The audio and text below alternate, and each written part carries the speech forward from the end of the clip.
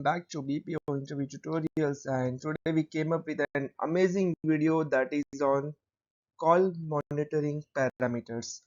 So before moving to the video, I would ask everyone to please subscribe our channel and also click on bell icon so that you will get notification on all the upcoming videos. Also check out our playlist. You will find videos on Six Sigma certification, trainers, quality analyst, WFM, operation team leader, and associates KPI, MS Excel dashboards, reports, shorts, many more. 135 plus videos are there which will help you in cracking the interviews for your upcoming role. Let's start today's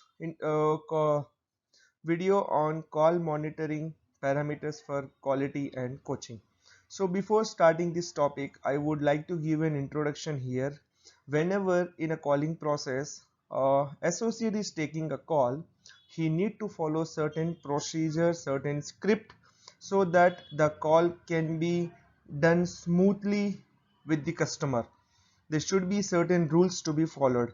On the basis of the call which was attended by the customer with the help with the employee, the entire duration wherein certain parameters will be followed will be noted by the quality, and which are known as call monitoring parameter. How that are differentiated here and how this particular parameter look like, we will see in this particular video. Let's start. Before to that, I would also like to tell you that this call monitoring parameter is for the inbound calls. For the outbound calls, there may be slight changes. I would not say the entire funda will get changed here, but there will be a slight changes that we will look into the upcoming video. Let's start the process. Let's consider you are working with one e-commerce project, and wherein the e-commerce website sells the product online, and there is a customer service team who is working, and they are taking the calls on the query what they have received from the customer. Let's consider one example. I am working with XYZ company, and I got a call wherein a customer is looking for his or her refund, that the amount refund was not received.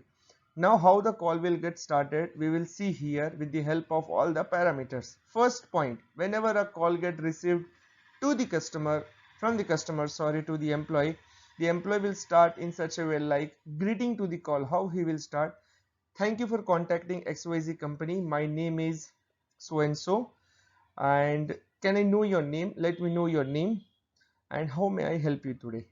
So this is the certain procedure that need to be followed. We can do few changes here, like when a person is telling his particular name, when a customer is telling his particular name, we can also tell him like, thanks for confirming your name, and how may I help you today?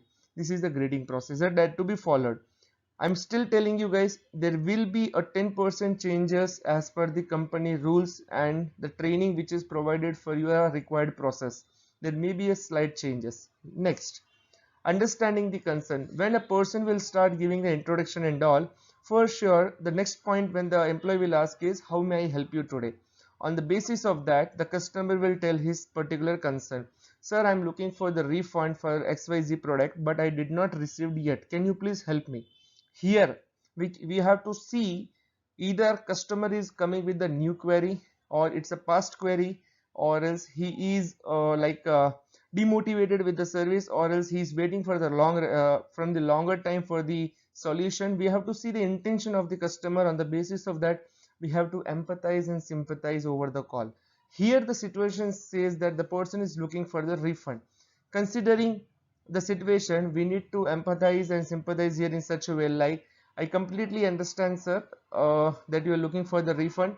If I would be at your place, definitely I would have also failed the same thing, that my refund was not received. So here we are keeping ourselves in the customer place and thinking like, yes, the customer is in pain now and we have to help him out. So this is the second point. Now before jumping to the solution, we have to check certain account details and the validation of the customer if needed, if there is a policy to be checked. So you have also observed this, whenever you guys call for any of the customer service, they may ask you for your registered email address or phone number, as a verification purpose, and they will also ask your account details, like whatever it is required as per the company norms. This is all comes under the understanding the concern and the grading on the call. Let's move to the next. After knowing all the problem, after knowing all the query, next instant what you will do, you have to check in your tool, you have to check with your supervisor, you have to check with your guidelines what you guys have. On the basis of that, you need to provide a solution. For that, you need to keep that particular call on hold. To keep the call on hold, the training team have suggested you with the certain policies that this much of time is only allowed to keep the call on hold. If the time is getting exceeded with 2 seconds as well or 3 seconds as well, you have to refresh the call, which means you have to come back to the call to the customer and tell, sir, I may need more time to check your concern, can I keep your call on hold for 2 more minutes or 3 more minutes, or like whatever the policy says. Now this is the hold procedure. Now once you done with the hold and once you refresh the call, you have to say thanks for being on the line, I really appreciate your patience, or we can also say like thanks for being on the line, and we are with your solution, or whatever like result you have identified on the basis of the process. Now I'm not going to explain you what you have done in the backend to solve the customer query, because that completely done with the help of the process knowledge what you guys are getting out from the training team. Here we are just learning how the call parameter works. Now this is known as hold and release.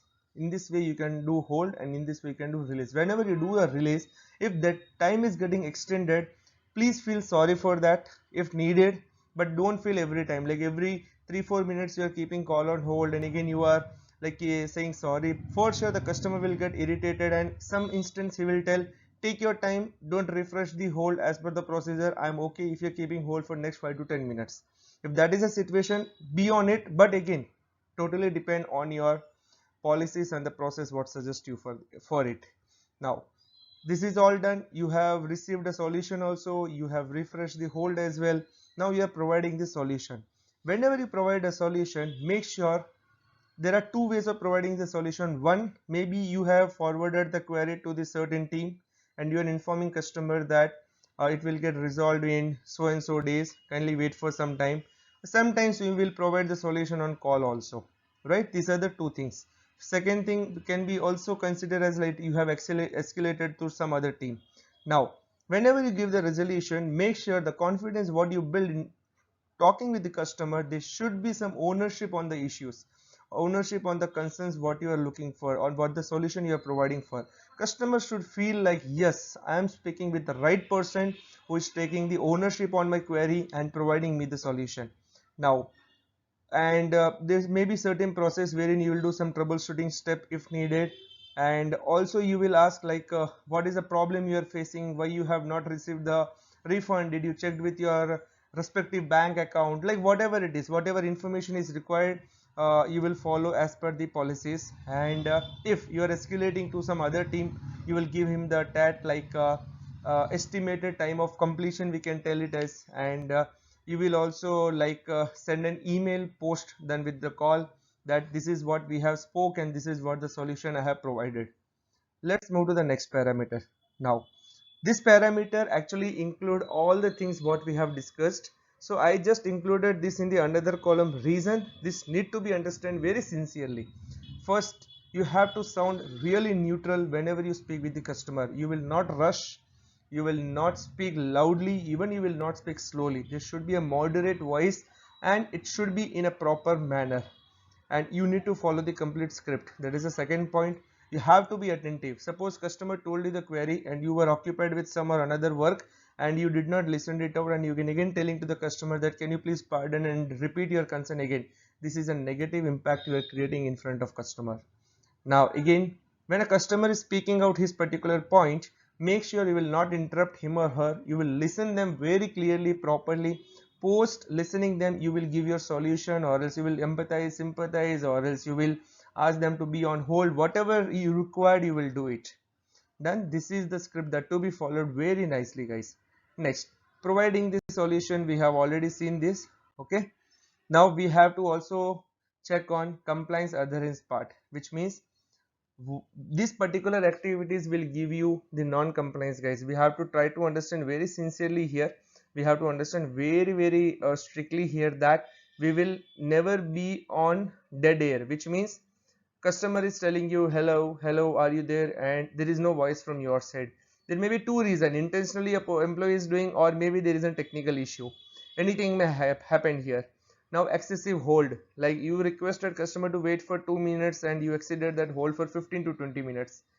And proper tagging and proper email etiquettes to be followed. Yes, tagging, which means that's a company process, like whatever you do on the particular tool in order to send or you need to solve the query for the customer, you will do certain things over the tool. That should be done very sincerely. Incorrect solution on the call and the email self explainable. If you do anything wrong here, yes, this will lead to an escalation. No chit chat with a nearby employee during the call discussion during the call intentionally or technically, like call disconnection, sorry, the spelling was mistake here, it's a call disconnected during the call. If something is happening here, if there is an outbound activity, please do call back. If there is any processor that you guys are following out, if not, you can close it over the email. If not, follow the training what you have provided and provide the solution on the basis of it. Whatever discussion you guys do, that should be done under the AHT, which is already decided by your company. If we are exceeding that, there may be certain reason behind it. If not intentionally, if you are exceeding, yes, there is a big non-compliance about it.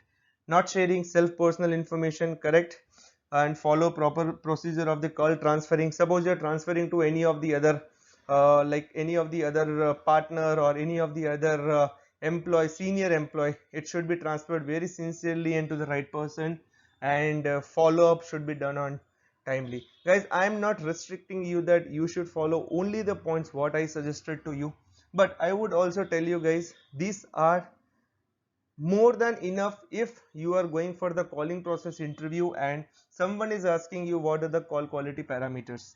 So if someone is asking you, just focus on this and definitely you will provide a 100% answer towards it, and yes, for sure the interviewer will get impressed here. Next, closing the call. This is the end part. How we will do that?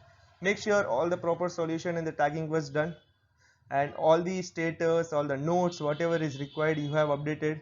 And you should also ask, sir, may I help you on any of the other concern? Like if you require any support for the other concern, you should always ask for the further assistance, and also ask for the survey. This is the main thing. If you don't ask, and we required a surveys here, like you have also seen 5-star rating, or maybe like you have seen in many of the websites, they will ask you for the rating. This is just about the survey, and you will close the call while telling like, thank you for contacting XYZ company and have a great day. And post done with all those stuff, you will do your after call work, which means sending the email or whatever it is during, like maybe like you will get 5 or 10 seconds, or maybe instantly you will receive a second call as well. So you have to maintain all those stuff and you need to complete the call. If you are missing out any of the things, definitely your call, once the call get audited, definitely there will be an error in handling the call. So you need to understand this all the stuffs very sincerely. I hope I cleared most of the point. If anyone is going for the calling process interview and who don't know how to provide the answer, yes, you follow this particular video, definitely you will explain everything to the interviewer very nicely, and I know you will for sure crack the interview. So this is all about call monitoring parameter, or call parameters, or call handling procedure in the calling process. So if you have any doubt, let me know guys, I will definitely help you out. And also share your feedbacks on the comment in section. If you have liked the video, click on the like and subscribe option as well. Check out our Instagram, Facebook, and LinkedIn page. I'm posting multiple job vacancies related information. Do check and crack your interview. Thanks a lot guys, have a great day.